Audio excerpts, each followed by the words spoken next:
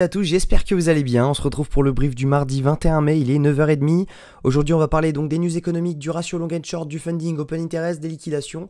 On regardera ce que font les whales en finissant par l'analyse technique de Bitcoin et Ethereum. Avant ça, je voudrais m'excuser de ne pas avoir fait de vidéo ces derniers jours. J'ai eu des soucis familiaux, donc il fallait que je rentre en France tout simplement pour régler tout ça. Et puis voilà, donc ça s'est plutôt bien passé, c'était super.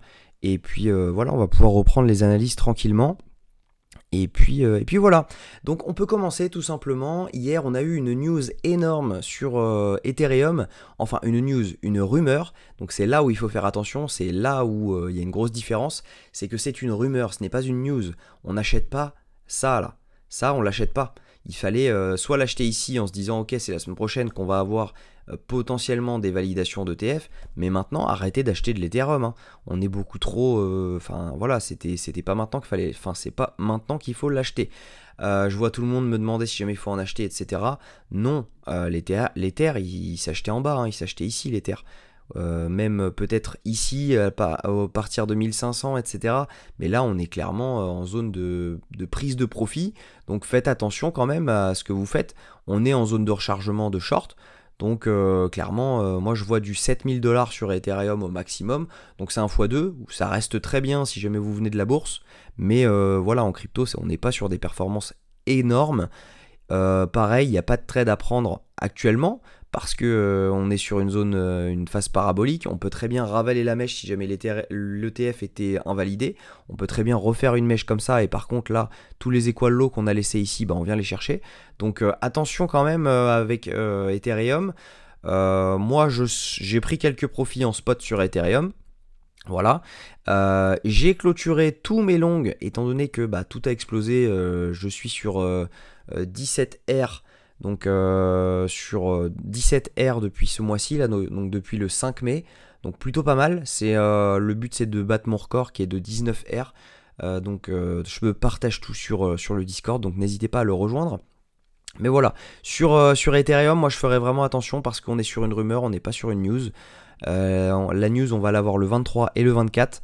Moi, j'ai un scénario sur lequel on refuse l'ETF maintenant et on accorde celui de BlackRock qui serait en juillet-août.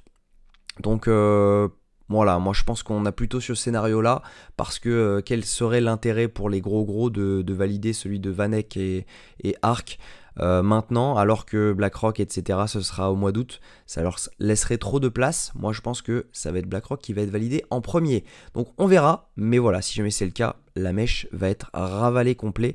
Donc, attention à vos positions si jamais vous en avez. Au niveau donc de Bitcoin, on est en haut de range.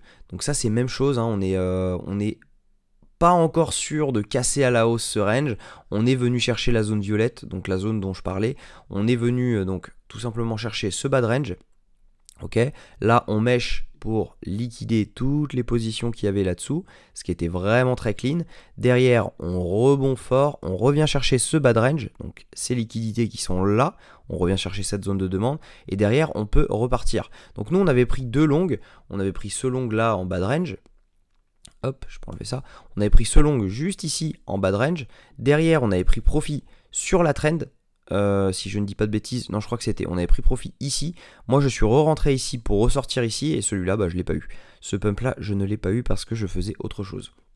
Mais voilà, on a eu également le trade sur le Tao hier, donc qui était plutôt parfait. En vrai, je l'ai partagé sur le Discord. Donc on a pris ce trade-ci, donc plutôt pas mal.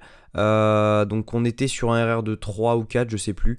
Donc plutôt pas mal, franchement, ravi de faire ce trade. Au niveau des news économiques, on n'a absolument rien aujourd'hui, on a un discours de Lagarde, mais voilà, ça très peu impactant étant donné qu'on n'a pas de news à venir. En revanche, on va avoir la minute de la Fed mercredi à 20h, et ça peut être très impactant sur les marchés parce qu'on a Powell sûrement qui va parler, et on peut avoir des certaines news sur le consensus de la prochaine réunion FOMC. Donc attention, mercredi 20h. On peut avoir pas mal de mouvements. On peut avoir pas mal de mouvements également à 15h45 jeudi, étant donné qu'on va avoir le PMI manufacturier. Ça a un impact direct sur l'inflation, qui a un impact direct sur le dollar, et par conséquent sur les cryptos. Donc attention à vous à ces horaires-là, parce que ça pourrait très bien bouger.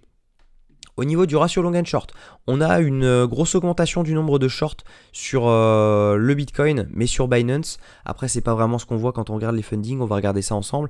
Mais voilà, on a également énormément de longs. Vous voyez, hein, on a quand même une différence entre Ethereum et Bitcoin. On a potentiellement plus de chances de pump sur Bitcoin que sur Ether, parce qu'on a vraiment beaucoup plus de longs sur Ether qu'on en a sur Bitcoin. Si jamais on regarde donc ce qui s'est passé au niveau des funding open interest, hop, je peux enlever tout ça, ça va faire plus clean. J'en ai pour 2 secondes. Hop. Donc voilà, si jamais on regarde ce qui s'est passé, tout simplement, juste ici, on voit, hop, on voit juste là que là, on avait une augmentation de l'open interest avec une augmentation des fundings. Si jamais on prend juste là, ok, on le voit, une belle augmentation. Derrière, on fait quoi? On vient, on recte tout le monde. Toutes les liquidations qui étaient ici, on vient les chercher. Donc, on a énormément de fermetures. On revoit d'ailleurs ça, on revoit d'ailleurs les fundings qui descendent avec de l'open interest qui monte. Ok. Derrière, on fait quoi? On rebond. On vient liquider tout le monde juste ici. On est d'accord. Derrière, ce qu'on voit, c'est que on a les fundings qui remontent juste ici, l'open interest qui remonte juste ici. Derrière, on fait quoi? On vient chercher tout le monde juste ici. Ok, on redump ici. Et ensuite, on a eu une augmentation de l'open interest, ok, avec une diminution des fundings. Qu'est-ce qu'on fait? On pump. Juste là, tac, tac, tac, tac, tac, tac, tac, tac, tac, juste là. Derrière, on a eu des augmentations du nombre de longues, ok, juste ici. Juste, tac, tac, tac, que je dise pas de bêtises. Non, augmentation, pardon, du nombre de shorts. Derrière, donc juste là, voilà, descente des fundings, augmentation de l'open interest. Qu'est-ce qu'on fait derrière? On vient, on liquide tout le monde, ok. Il y a sûrement dû avoir des longues qui sont rentrées juste ici. Donc là, on le voit, hein, il y a eu une augmentation open interest, diminution des fundings. Ça veut dire tout simplement que ce sont des gens qui parient à la baisse, donc qui veulent short. Et les liquidations devaient sûrement être juste ici. Derrière, boum, on fait un énorme pump. Donc ça, c'était assez évident à voir. C'est d'ailleurs, je crois que c'est ce trade que j'avais pris, si je ne dis pas de bêtises. C'était le 20 mai, bon, je ne sais plus. Et derrière, là, ce qu'on voit, c'est qu'on a eu énormément donc, de gens qui sont sortis de ce marché. Et là, on a énormément de longues qui sont en train de rentrer parce qu'on voit les fundings monter énormément et l'open interest monter énormément. Donc oui, quand on regarde le ratio long and short, on a pas mal de shorts qui sont entrés, mais quand on regarde les funding open interest qui comprennent tous les exchanges et pas uniquement Binance, et c'est une majorité de longues qui est en train de rentrer. Actuellement, on voit que les fundings baissent gentiment avec un open interest qui lui monte gentiment. Ce sont tout simplement une majorité de shorts qui sont en train de rentrer ici. Donc potentiellement, on a pas mal de liquidités à venir chercher juste au-dessus. Donc on n'est pas à l'abri de faire une dernière mèche haussière pour derrière pouvoir dump complètement. Et ça pourrait clairement faire office de finalement on ne valide pas l'ETF et merci, au revoir, retour en août prochain. Si on regarde les liquidations, c'est la même chose, on n'a absolument rien à venir chercher en haut à part aux 72 000 $. Et derrière, on a pas mal de liquidations à venir chercher juste en bas. Si jamais on se met sur une semaine, c'est la même chose. Hop, si ça veut bien charger. Si jamais on se met sur une semaine, c'est la même chose. On n'a rien à aller chercher en haut, on a tout qu'à aller chercher en bas. Donc on pourrait vite revenir autour des 60 000 $, 63 000 $. Donc attention quand même à vos positions. Mais voilà, moi je suis d'avis à ce que l'ETF ne soit pas validé parce que tout simplement, si jamais on regarde les whales, en général elles ont l'info, hein, les whales. Et les whales, qu'est-ce qu'elles ont fait? Elles, sur ce mouvement, elles ont vendu. Hein. Elles sont en verte, les whales. Donc elles ont vendu ce mouvement. Tout le mouvement haussier, là, elles le vendent. Donc pourquoi les gros portefeuilles qui font des opérations supérieures à 10 millions de $, vendraient la news? Ça je ne comprends pas. À mon avis, c'est plutôt une grosse page qui a dû partager une information sur la rumeur et qui avait un gros long dessus. Donc voilà, pour moi c'est assez étonnant. Voilà, moi c'est plutôt une zone de prise de profit étant donné que là on vend la rumeur, on l'a eu il y a 3 mois. Là on vend la news parce que tout le monde croit qu'elle est validée. Mais si elle ne l'était pas, on ravale toute la mèche. Hein. Donc attention quand même, sachant qu'actuellement on est en bonne zone de short sur Ethereum. si je ne dis pas de bêtises. Oui, on est en zone donc de rechargement de short, donc on est potentiellement en bonne zone de short. Voilà, entre cette zone-ci, entre les 3826 et les 3616, on est plutôt en bonne zone de short. Donc voilà, pourquoi pas le tenter, avec un risque bien sûr mesuré. Mais voilà, ici on voit qu'on a pas mal de liquidations à venir chercher. Ici on n'a plus grand chose. Donc voilà, on a de grandes chances à mon avis de pouvoir être avalé si jamais la news était invalidée finalement. Et sur Bitcoin, bah, ce que je pense, c'est que si jamais la news était invalide, on reviendrait chercher. Alors je vais clean un petit peu. Hop. On voit qu'il y a des liquidations qui sont juste là, on a un gros pic. En revanche, on en a quand même pas mal autour des 73 000, c'est ce que je vous disais, autour des 73-72. Donc c'est ce que je vous disais, on n'est pas à l'abri d'avoir un dernier pump sur Bitcoin. Donc quelque chose comme ça, autour des 73-74, et derrière on ravale tout et on revient chercher cette zone-ci qui à mon avis, donc c'est la zone OTE. Je vais juste confirmer qu'elle soit bien tracée.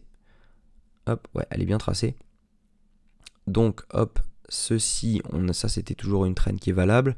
Toujours une trend qui est valable parce qu'on n'a pas retouché. Celle-ci, elle ne l'est plus. Hop, donc ça pourrait être intéressant à mon avis de voir un Bitcoin revenir entre les 62 500 $ et les 59 900 $, parce que tout simplement ça donnerait une zone d'entrée énorme, donc les 59 000 $. Après, à voir maintenant si jamais on retourne ici, est-ce que on sera toujours bullish? Mais voilà, moi ce que je pense c'est que c'était une rumeur et que la news va être invalidée cette semaine. C'est ce que je pense. Il y a trop de gens qui pensent que c'est vrai, il y a trop de gens qui sont en longue. Moi je me rappelle que sur Bitcoin, trop de gens étaient en longue et au moment où ça a été validé, bah, tout le monde a été rect à la baisse. Je m'en rappelle très bien. Et à mon avis, voilà, c'est ce qui va se passer. On va rect tout le monde et ensuite on va valider, je pense, en août au moment où personne ne s'y attend. Donc ça pourrait être ça. Voilà le scénario que j'ai sur Bitcoin, les alts. Donc voilà, pour moi, on va retracer. J'espère que cette vidéo vous a plu. Si c'est le cas, je vous invite à liker, commenter et vous abonner. On se retrouve demain à la même heure. Prenez soin de vous.